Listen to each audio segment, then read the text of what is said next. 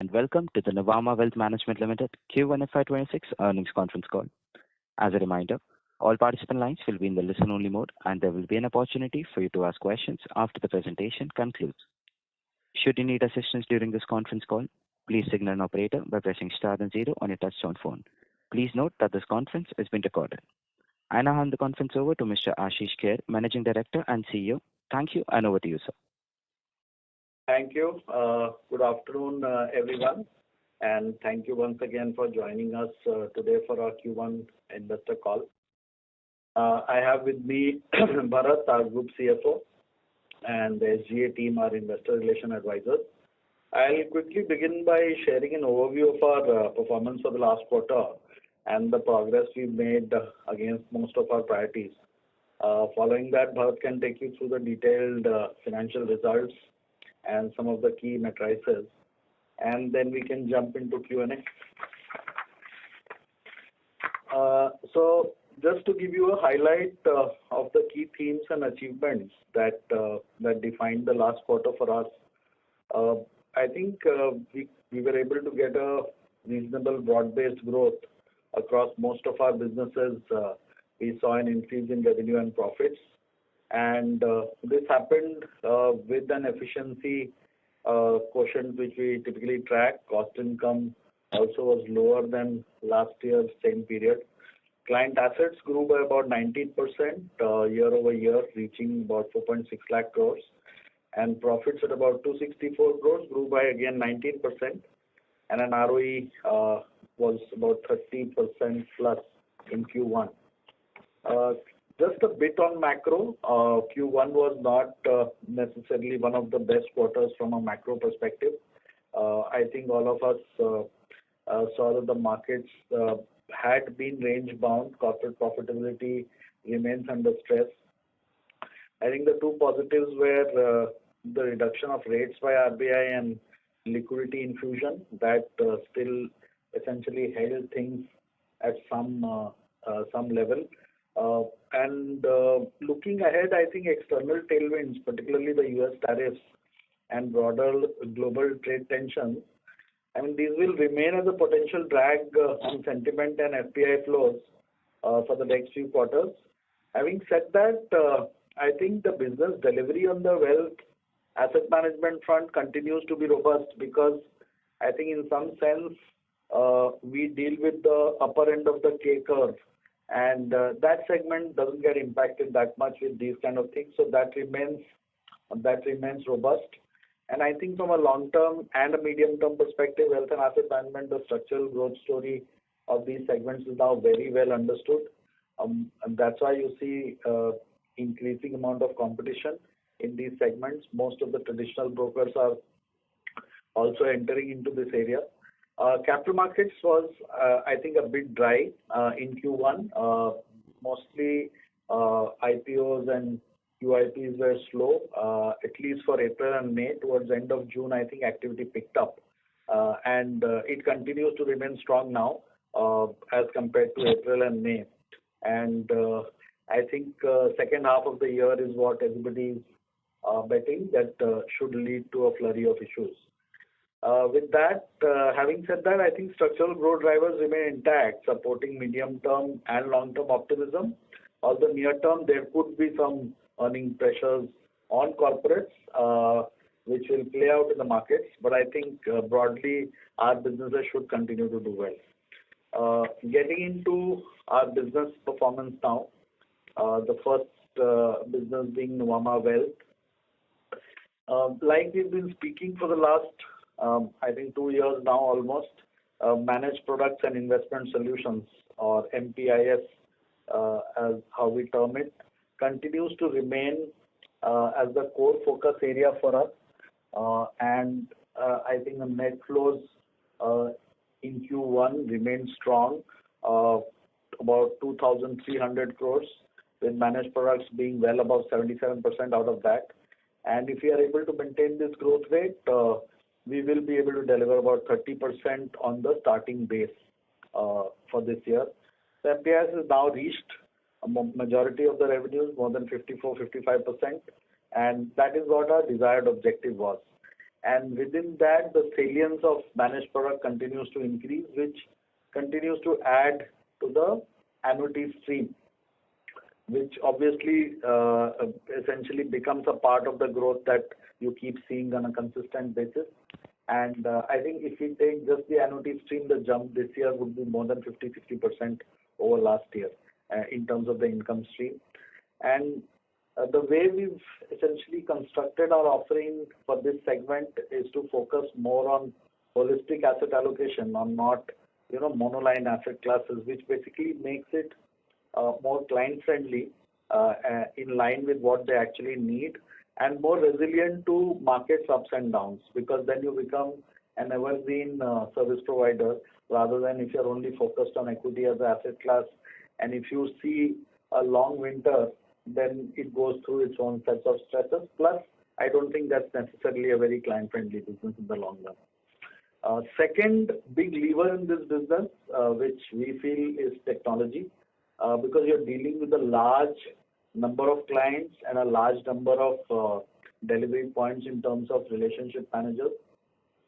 Currently, we may have, let's say, 1,200, 1,300, and if you look at a 3-4 year horizon, it could go to anywhere between 3,000, 4,000.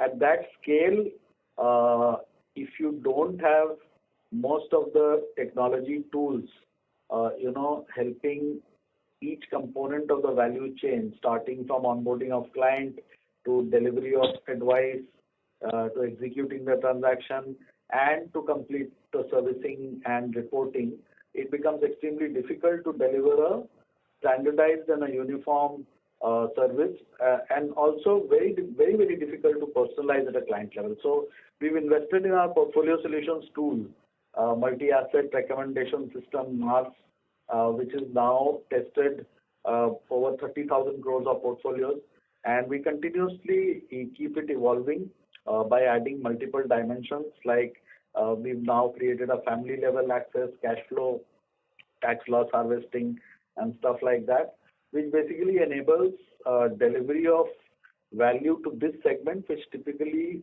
you are able to give to a ultra high net worth segment.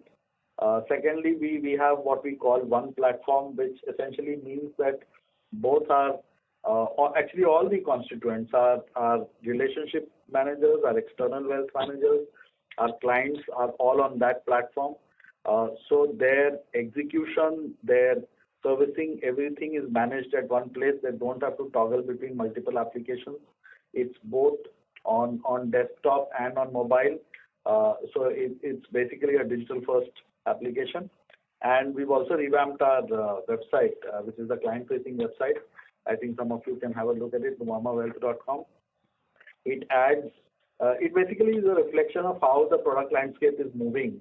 And traditionally, the digital platforms used to cater only to, let's say, exchange-traded products or mutual funds, which were, in a sense, more mass and more readily render themselves to a digital platform. But we've taken it to a step ahead. We've taken more bespoke products like PMSs, AIFs, insurance, everything onto that, OTC products, where partially clients can, evaluate and then even lead the execution. Maybe some part of the execution gets done online. Some of them happen through a payment gateway. But it's in a sense a complete digital experience for the clients.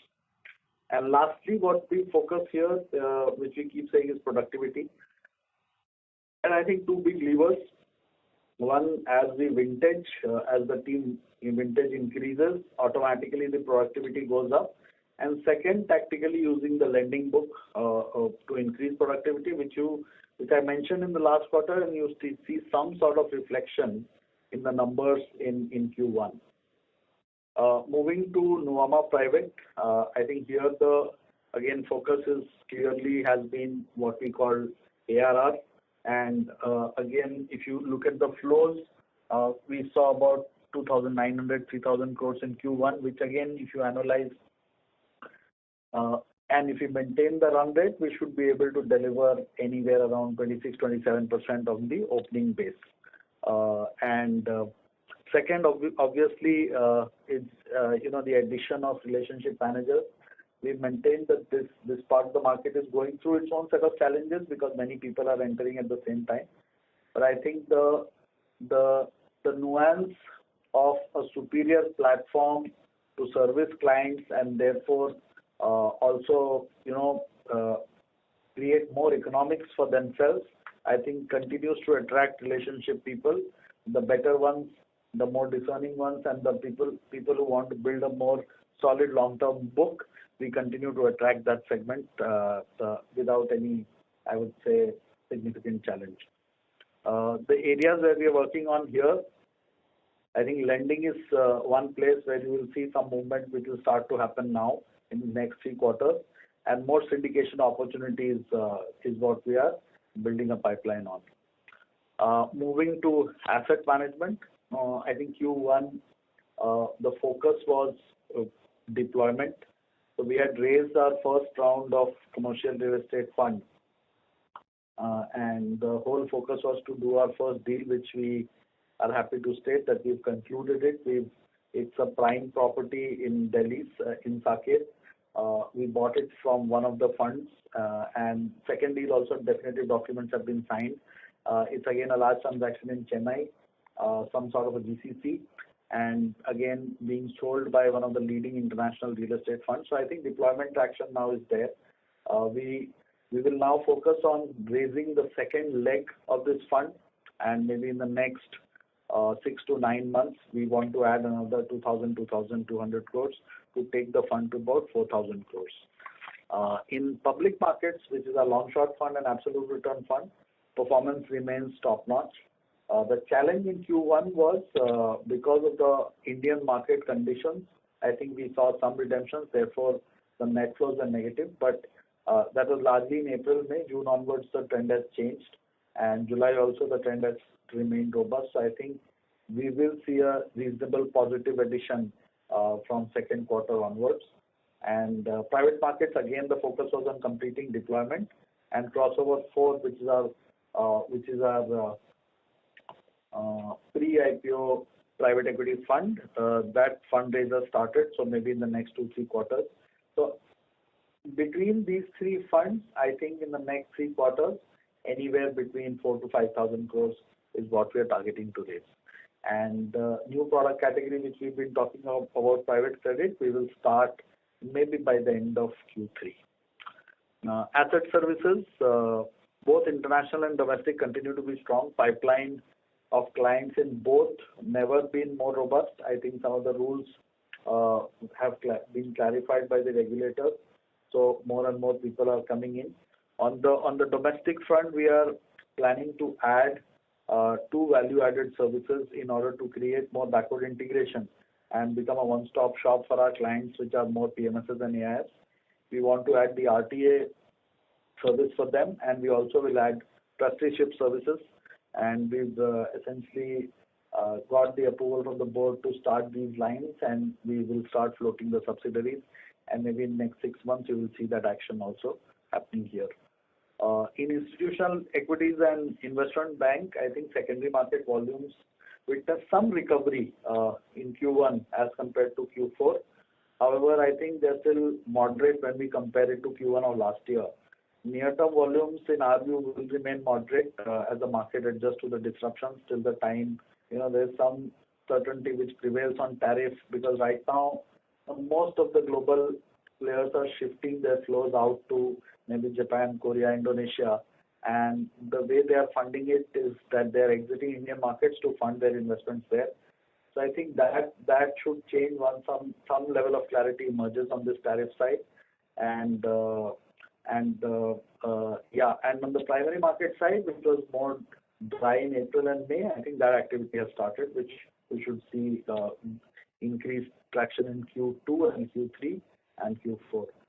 I think with that, I will hand over to Bharat to take you through the detailed financial performance, and then we can go to the Q&A section.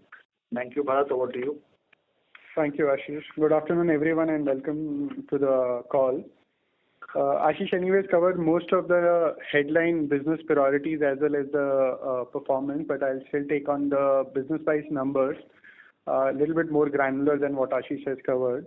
So if you look at overall our company performance for the quarter, and I'm using a frame of YOY here, more of YOY and less of Q1Q, but I'll still cover wherever Q1Q is required. The consolidated client assets has actually grown 19% YOY to 4.6 lakh crore. This is because of the net flows during the period, as well as obviously the market movement which has helped in. But that's where we are on the client assets. In terms of the revenue for the quarter, it is at 770 crore, which is a 15% YOY growth. Our cost is up by around 13%. Many moving parts, including the fact that the year increments has also now been added here, as well as we have added the capacity on the distribution side. But if you look at on the OPEX side, it is pretty steady. So there is nothing on the OPEX side. It's mainly the employee side or the distribution capacity which we have added. Our cost to income ratio for the quarter one is around 55%, which is last year quarter one was around 56. So is the quarter four was around 56%. Operating PAT actually grew by 19%, so it's 264 crore rupees, which is an ROE of around 30%, is where on the consolidated basis. Similarly, if you go to the Nuvama Wealth, the client asset is now at around 1.05 lakh crore, which is a growth of 20%. But as Ashish was also mentioning, our focus on the NPIs, so where the assets has actually grown much faster at 30%, and now it has already touched a base of around 32,500 crore. This quarter, we have actually recorded our highest quarterly net flow of around 2,900 crore, and within that, NPIs was around 2,300 crore, which is like a 64% growth Y-on-Y basis. So the stated focus on NPIs is actually reflecting in the NNM also. The last year, quarter one, we did an NPIs net flows of around 1,300 crore. Now it is at 2,300 crore for this quarter. Overall revenue for wealth is up by 17%. And again, within that, if you look at our NPIs revenue has actually grown by 59% on a YOY basis. And the share of NPIs revenue has actually moved from 40% to 54%. So almost 55% now comes from NPIs within wealth business. Cost to income ratio is steady at 66%, as same as first quarter of last year. And the operating PBT is actually 75 crore, which is a growth of 18%. So headline, 20% growth on the client assets, 17% growth on the revenue, and 18% growth on the PBT for wealth business. Now moving to Nuvama Private. If you look at Nuvama Private, the client assets are 2.2 lakh crore, which is a 17% YOY growth. Again, similar to what happened in wealth, where the NPS revenue was, NPS assets are growing much faster. Here also the ARR assets are growing at 25% compared to the overall asset growth of 17%. And now the ARR asset base is touching almost 50,000 crore. We are at 48,300 crore. So give and take, we are close to 50,000 crore. And the net flows on the ARR asset also was very strong at 2,900 crore. In terms of the overall revenue, the revenue was 155 crore, 19% YOY growth. Within that, ARR revenue was growing much faster at 25%, and this is the transactional revenue which grew by 9% YOY. And you would also notice that the transaction revenue has actually grown lesser than Q4. See, basically, transactional revenue, I would suggest we should not look at on a quarterly, because there will always be a seasonality impact depending on the market opportunities, which anyways has a cascading effect on the quarterly CI ratio. So in a quarter, our CI ratio would look a little higher. In a quarter, it will look a little lower. But on a full year basis, it will smoothen out. That's how we look at it, because transaction revenue is not that you will continue to grow quarter on quarter. It will have a higher growth as well as it maybe have lower growth. But otherwise, ARR revenue for private is now 2/3 of the total revenue. 66% of our private revenue comes from ARR sides. That is, I think, is more reassuring, saying that the predictability of the future performance is coming from the ARR side. Cost to income ratio I had covered 69%, same as quarter one. Obviously, there is some seasonality impact which happened between quarter one and quarter four, but I think we seems to be fine with this, as well as because we have added almost like 19-20 RMs over the last year on a base of 118. We are currently at 137. So they are in the early year of the working with the organization. So the productivity level are yet to come to the full capacity. Operating PBT grew by 19% to 48 crore. Again, as a headline number, if you look at revenue grew by 19%, as well as the PBT grew by 19% for private, which is steady growth numbers. Overall asset management, the AUM grew by 54% at 11,800 crore. Out of this, 93% of the revenue is actually fee paying. The assets are fee paying. Net flow for the quarter one was lower because of the volatility in the public market side of the funds. But otherwise, if you look at June was better than April and May, July seems better than June, and hence we believe that as we progress to the subsequent quarters, it will be back on track. It's just a quarter phenomena which is playing in. Overall asset services, the assets under custody and clearing has actually grown by 19% to 1.27 lakh crore, and the revenue is up by 46% year on year for the quarter one. As Ashish also mentioned, that this is coming not only from the existing client, but we have actually onboarded new clients. So both the clients on the international as well as on the domestic side is helping us. Capital market, the revenue is actually down by 10%, but as we mentioned in the earlier quarters also, there was a M&A deal which was there in Q1 last year. If you exclude that, there will be a growth in the capital market as well. Otherwise, it's obviously to some extent linked to the market activity, but we think that it's on the track. This quarter, the fixed income part of our IB desk has actually done very good. Maybe they have done the best quarter ever. Which is tracking well. Otherwise, the capital market businesses seems fine. That's all per se. Happy to initiate the Q&A.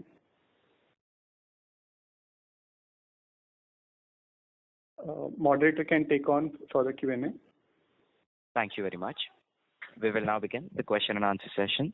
Anyone who wishes to ask a question may press star and one on the touchtone telephone. If you wish to remove yourself from the question queue, you may press star and two. Participants are requested to use handsets while asking a question.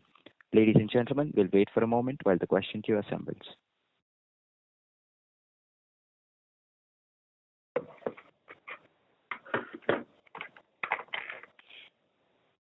The first question is from the line of Vivek Ramakrishnan from DSP Mutual Funds. Please go ahead. Congratulations on a very good quarter, and there was a rating upgrade in the quarter also, which is excellent. What I wanted to ask you was on the whether there is any client concentration in revenues. Is there any top 5 clients account for a significant proportion of your revenues or profitability? And if so, if you can give us a number, that will be nothing like it. If so, what are you doing to reduce this concentration? That's my only question. Thank you. So, Vivek, we have multiple lines of businesses. If I were to aggregate everything and then look at top 5 clients, I think it will not even be more than 5-10%. If I look at specific businesses, then it could change because top 5 clients of each business may have different types of contribution to each of those businesses' revenues and profitability. But what we continuously keep seeing is that, whether the top 5 is constant or they keep changing. And in most businesses, except maybe the domestic part of our institutional equities business, which is largely dominated by domestic mutual funds, and where the revenues are driven by the size of the mutual funds, I think in most of the businesses, the composition of top 5 keeps changing. Yeah, I needed it in the consolidated basis, and your answer is completely okay. Thanks a lot and wish you good luck. Thank you. Thank you. The next question is from the line of Naresh Naikar from Systematic Shares. Please go ahead. Good afternoon, sir. So given the recent developments on Jane Street till date, can you please elaborate on the potential impact we may have on asset management business and the market share? Approximate what kind of revenue and earnings impact we can see going forward? Asset management, not Naresh, asset services. Okay. Yeah. So I think Jane Street was one of the clients which have right now not resumed, and they may post their engagement with the regulators, may resume anytime because regulator has given them a go ahead to resume. But having said that, even if we assume a zero revenue from the day, let's say, the regulator gave out the notice to them, on a full year basis in asset services, we will still end up getting a reasonable amount of growth, maybe early double-digit kind of a growth. Had they been there, it could have been more like late teens. This could be more early teens. There could be some impact in Q2, but given the run rate which we are seeing both from our existing clients ramping up their balances and the new client pipeline which we have, by maybe end of October or middle of November, we will come back to the same levels where we were, assuming the street is zero, and from there on the growth again keeps. So on a full year basis, we will still end up with a decent amount of growth. Okay. Thank you, sir. Thank you. The next question is from the line of Lalit Dio from Equirus Securities. Please go ahead. Yeah. Hi, sir. Good afternoon.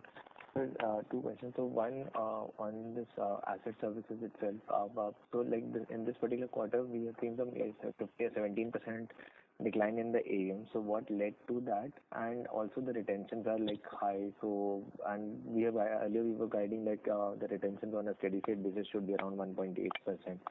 So is this the new normal? So Lalit, sorry, I'm cutting you because last time when we actually discussed on this, I had mentioned two things. One, that till Q3 of last year, in our asset services business, we also had a representation of our wealth management business clearing activity happening there, which we shifted to what we said was self-clearing.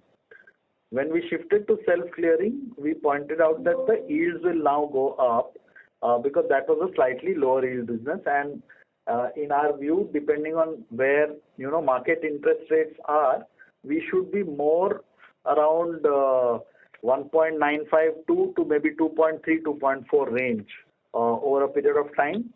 That is point number one. So yield on a steady state basis in line with market interest rate should be in this range, and maybe this year it may be slightly higher also from 2.1. Second, again, last quarter I had mentioned that in the clearing assets, there is a composition of cash and non-cash or cash and GSEC. And depending on the client size, depending on what trading volumes they do on the equity or the derivative side, these compositions can change. And maybe when the reduction happens, let's say when you said, reduction in the AUM has happened, the earning assets can still go up within that, which is the cash component. And last point is that don't look at quarter end of period. You should ideally look at the averages because end of period may not be a full reflection of how people deploy their money. There are trades for which collateral comes and then goes away. So average is the right reflection, which you should see within which there are moving parts on cash, non-cash. So that's why you see even if the AUM has gone down, the yield has gone up and the income fall is barely anything. It's from 198 to 193 crores. Right, sir. And sir, thank you for this elaborate answer. And sir, secondly, could you also break up the the cost between the asset services and IBIE business in this particular? So we've always maintained that overall cost income there, let's say, is about 40. So asset services operates anywhere between 32, 33%, and IIB is 50 plus range. So you can do a maths and arrive at a rough blend. Sure. So, and so just lastly, one data. So there was this in this particular quarter, we've seen an increase in the overall debt for ourselves. So what would be that related to, like the net debt? So about 1,000 crores of net debt has been added. 500 crores, if you see, is the loan book increase, and about 300 crores is the working capital, which is with payable receivable difference. Balance is client facilitation, trade, and some margin at the exchange. So it's split between these 3-4 items. So 50% has gone to, let's say, loan book increase, and about 30% is working capital increase. Sure, sir. Thank you, sir. Thank you. The next question is from the line of Vikram Raghavan from Moon Capital. Please go ahead. Congratulations on a good set of numbers, and thank you for the opportunity. I wanted to ask if the current run rate of operating margin is sustainable. Thank you. So broadly, if you see in our wealth cluster, the cost income between the two put together is order of magnitude, say 67%, and in capital markets, it's maybe lower at around 40-45%. So wealth will go down by the end of the year because in private, where we ended at 69, on full year basis, our assessment is that we should end at 65 with growth cost embedded. And wealth, which is Nuvama Wealth, which is at 66, that will also be maybe 100 basis points lower. So that reduction will happen, and maybe there could be slight increase in the capital market side. So if you aggregate both, we should end up at the same level. Thank you, sir. Thank you. The next question is from the line of Abhijit Sakhare from Kotak Securities. Please go ahead. Hi, good afternoon. So the first question I had was, from your opening remarks, I think you mentioned about setting up an RTA business. So just if you could, give us a few more details as to, what's the thought process behind this, and where do you see this business fitting in the overall scheme of things? So this is, Abhijit, not the regular fintech CAMS, which basically services the large mutual funds. This would be mostly for our custody clients, which is PMSs and AIFs, because there we feel that they need a one-stop shop. Most of the new ones which start out, they need the trustee, they need the RTA, and some of our peers have started it, and it has helped them get better market share in new registrations. When new AIFs and new PMSs come, if you can offer them a one-stop proposition, then your market share in that base increases. So we've actually been working on this for the last 1.5 years and evaluating on whether we can partner or we should build. Finally, we concluded that it's best built, and we have seen a demonstration of it in one of our peers, and it has helped them in reasonable gain of market share. So I think it will be reasonably accretive to the overall business. And costs are not much in this. Understood. And the second one is that if I go back to the Nuvama Wealth business, I don't know if you clarified this, but the fall in MPIS revenues sequentially, if you could point out, what's that? Largely Q4, Abhijit, has heavy insurance. Okay. Understood. So that is the only thing. So if you see, I can give you the specifics about 28 crores insurance has fallen, and rest of the streams have gone up by 17, 18 crores. So there's a 10 crore movement there. So that catch up will happen as you move to Q2, Q3, Q4. Because Q1 is the weakest in insurance, and Q4 is the strongest in insurance. Okay. And then again, within this, I'm guessing like the managed product part of it is more trail driven, and investment solution is where you'll have, something like, debt placements and insurance sales. Yes.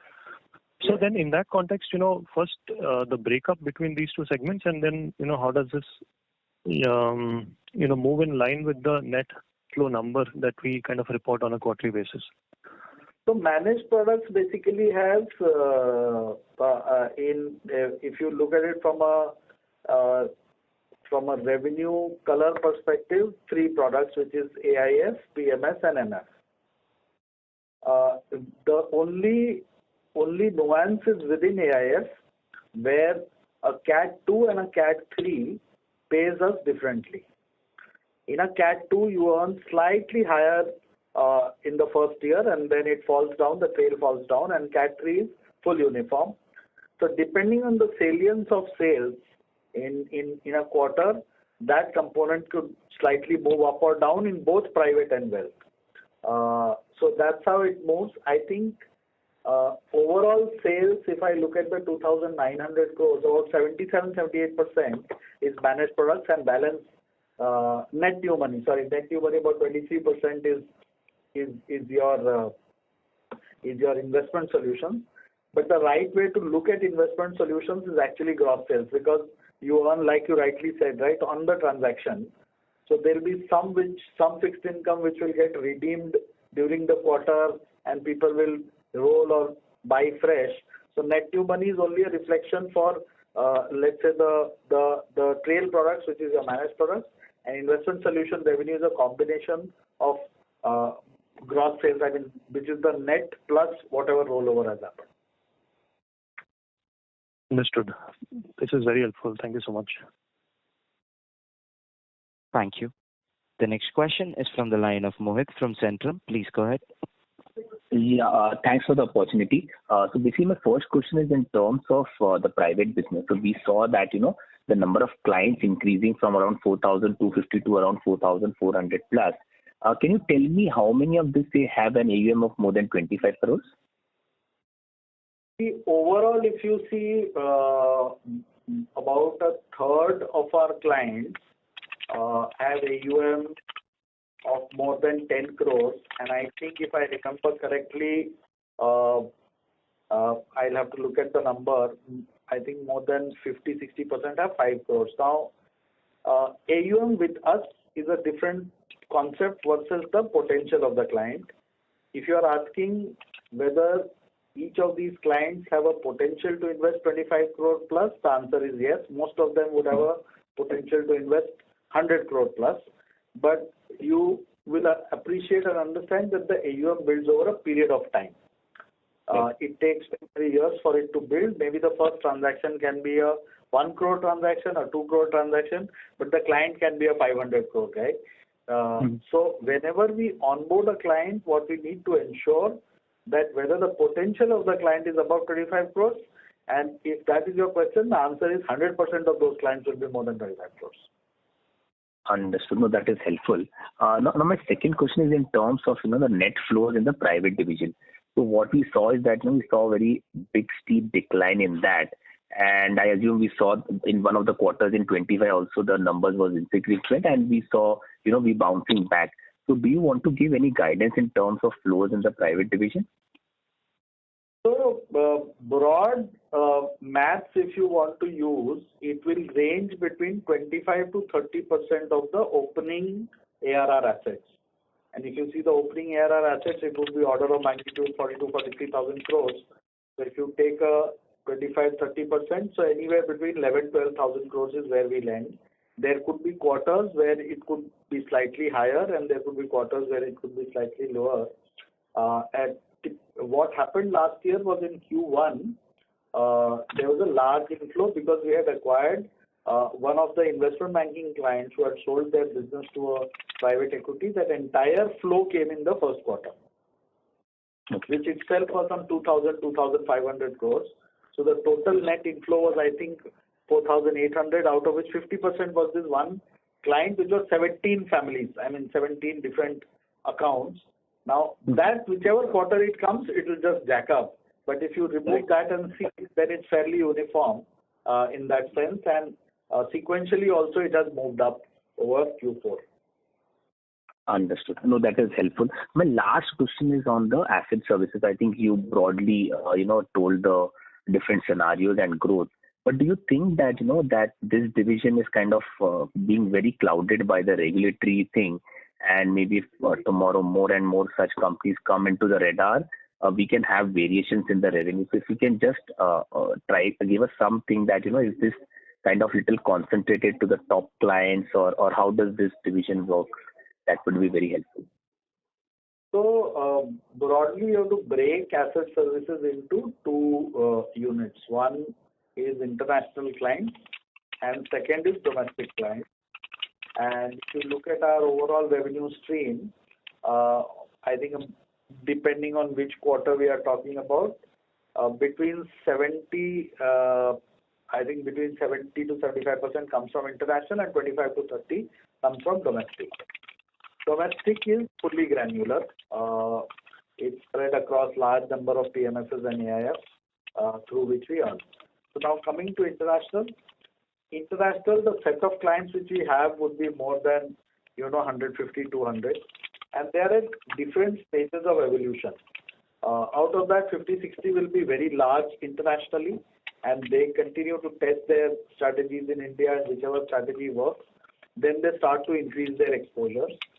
I think this incident which has happened will be helpful for the market because I don't know which direction it will go because it's right now under regulatory sub judice, so I can't comment much, but it is between the client and the regulator, interactions are happening, and it will take its own course. But I think from a signaling perspective, others will be more careful, so it will be a more inclusive market. What we've heard from most of the other proprietary traders or HFTs, both in domestic and international side, that now the profit pool has expanded and is available to larger number of players.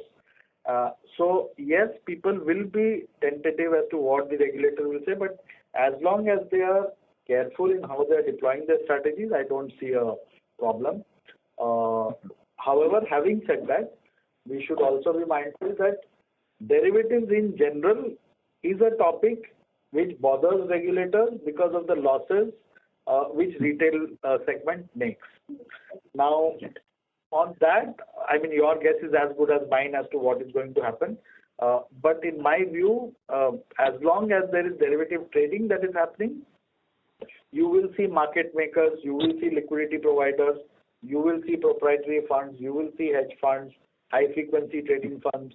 Because all these also add to giving volume to the market, which help your regular long only hedgers, arbitrage funds also to operate. If they go away, market will, the depth of the market will completely collapse. Correct. Understood. No, but I think my question was that, we don't have any concentration of top 5 or top 10 clients, right, in this division. That's what I said. It keeps changing. If I look at my book today, maybe in the international business, the top 10 would contribute 30-35%. But that is the nature of the business. At any point in time, it will always remain like that. But it's not like top 5 is 90% of the business. Right. No, I think that is very helpful. Thanks and wish you all the best. Thank you. Thank you. The next question is from the line of Sanket Godha from Avendus Spark. Please go ahead. Thank you for the opportunity. Ashish, this movement of assets from asset clearing to self-clearing in wealth, how much it impacted the overall AUM at the asset clearing? 10,000 crores. Okay, 10,000 crores. And I'm assuming that was meaningfully low yield, and that's the reason why the yield bumped up in. Yield went up. Yes. Yep. Yes. Okay, got it. And second thing with asset clearing, I just want to check is that is the deposit, if RBI being on the path of doing rate cuts, and if it remains for a little longer period, like 12, 18 months or 18, 24 months, then is it fair to say this 2.1% yield, what you are trying to guide, will hold up, or it could come off, or you have measures like extra cash taking to keep it at 2.1 kind of a number? So I think we could see if, let's say, there is a further fall from here of interest rates of maybe another 30, 40, 50 basis points across the yield curve, then maybe this 2.1 can fall to 2. Okay. Because we also have laddered maturity, and like you said, we will increase the cash component and so on and so forth.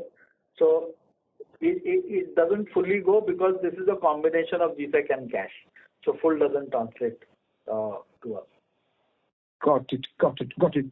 And two more questions, sorry. One, just wanted to check, is that last year in IB we had a lumpy piece. So Means on overall it looks minus 10%. So just wanted to segregate the growth into IE and IB, point number one for the quarter. And second, given Jane Street impact is there in IE too, in your view, how you see IE growth to play out, or you think this IPO pipeline coming back can still help you to report at least flattish kind of a trend in the full year? So if I take IE plus IB and I take Q1 over Q4, so let's say there is a jump of revenue of some maybe 18-20 crores. Largely has come from IB and mostly from the fixed income side, because you know that on the ECM side it was reasonably dry in the first quarter, and IE was largely flattish in Q1. I don't think if let's say let's say the Jane Street impact on IE, if we run the analysis and we look at the scenarios, and let's say if what you said, if the ECM activity picks up, then maybe we will go through a 15-20 crore PAT impact for the full year, and if it doesn't pick up, maybe slightly higher. But this is assuming reasonably low volume growth on the IE side. If the markets were to recover and if some volume comes back, then I think a part of it will be made over. Understood. And one more is on the cost. I just wanted to check. The other OPEX on sequential basis has come down on non-employee cost. So anything to read there, because we reported 126 crores in fourth quarter and it's 105 crores in 1Q. Year on year also it looks little muted compared to the top line growth, relatively lower. So just wanted to understand how it will turn out going ahead. So if you remember, Sanket, last quarter when we did the call, we clearly pointed out that there is a 15-20 crore extra in Q4, and there were multiple items like, we did the CNBC deal, so there was a payout on that and charging on that. All our offsites got bunched. Our institutional equity conference happened. And I clearly mentioned that in next year, again, Q1 to Q4, we will have 105 to 110 crore per quarter kind of an OPEX range, and which is where we should end up at. So these were largely Q4 related items which don't happen in Q1. So that is the fall which you have seen. Okay, then Q4 again it should go back to that 125, 130 crore level in the current year. This year we will not have the CNBC and some of the expenses. So full year basis, you can basically take a 7 to 8% jump over the last full year. Got it. Perfect. And lastly, on net flow guidance, which you told last time will be around 19,000-20,000 crores. So we should assume that number you will be confidently delivering, given we are at 5,000 odd crores of ARR flow in the current quarter. Looks like, because if I take let's say about 32,000-33,000 crores in wealth and take about 30% of that, so that should give 7,000-8,000, and private should give another 12,000. So 19,20 looks at this point in time reasonably confident that we should be able to deliver. Perfect. That's it from my side. Thank you for your answers. Thank you. The next question is from the line of Shyam Sampath from MSA Capital Partners. Please go ahead. Yeah, hi. Good afternoon. I just have one question. I wanted to ask if you can give some color on our view on the SIF and when do we start applying for it? So we've already applied for the license for MF because we don't have MF license and only MFs can do SIFs. Our first round of SEBI inspection has happened, and so it is basically progressing. So as and when we get the license, I don't know how much time it will take, maybe a quarter or maybe 4 or 5 months.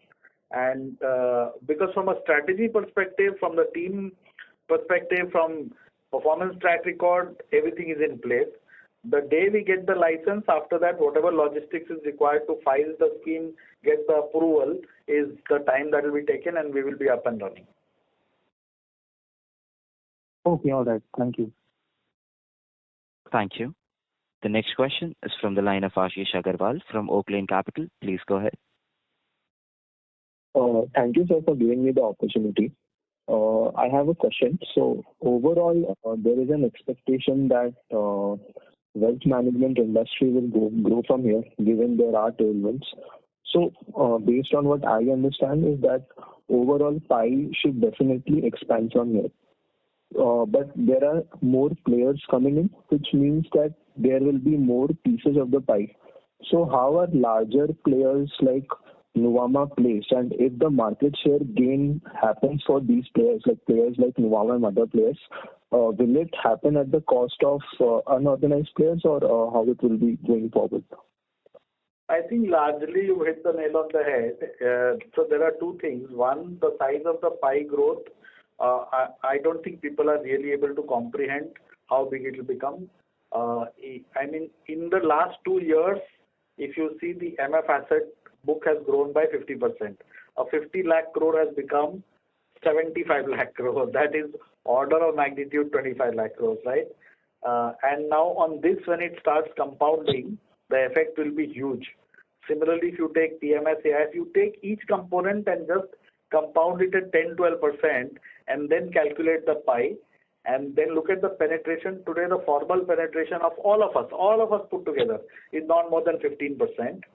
If that doubles in next 10 years, I think the overall size grows by 8 to 9x.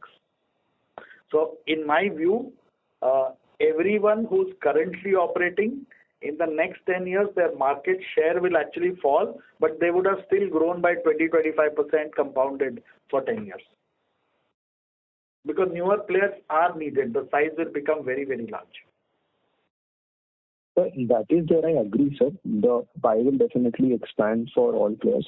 But someone will lose market share, right? So who is that? So unorganized. The unorganized, which are insurance agents, the sub-brokers, and the IFAs, because they are monoline products. So for a particular client segment, which is a certain threshold and above, and as tier 2, tier 3, tier 4 start becoming more and more mainstream, you will see that they will either move or fold into the larger players who will be aggregators in some sense and give a multi-product platform, but they will cede market share to the more organized players. Okay. Thank you, sir. That answers my question. Thank you. Thank you. The next question is from the line of Vedant Sarda from Nirmal Bang Securities Private Limited. Please go ahead. Thank you for the opportunity, sir. Can you please tell, what kind of bottom line is currently contributed from the clients who are deploying derivative strategy? For us, in our wealth management side, our total broking revenue, if you take in a year, is about order of magnitude 240 crores. In that, about 40% comes from F&O, 60% comes from cash. So maybe 100 crores of revenue comes from F&O for us. So these include the clients like Jane Street? No. That is institutional equity. So there, about 160, another, let's say 180, 190 crores or 200 crores would come from F&O on the institutional side. Oh, thank you so much, sir. Thank you. The next question is from the line of Manoj from Kiva. Please go ahead.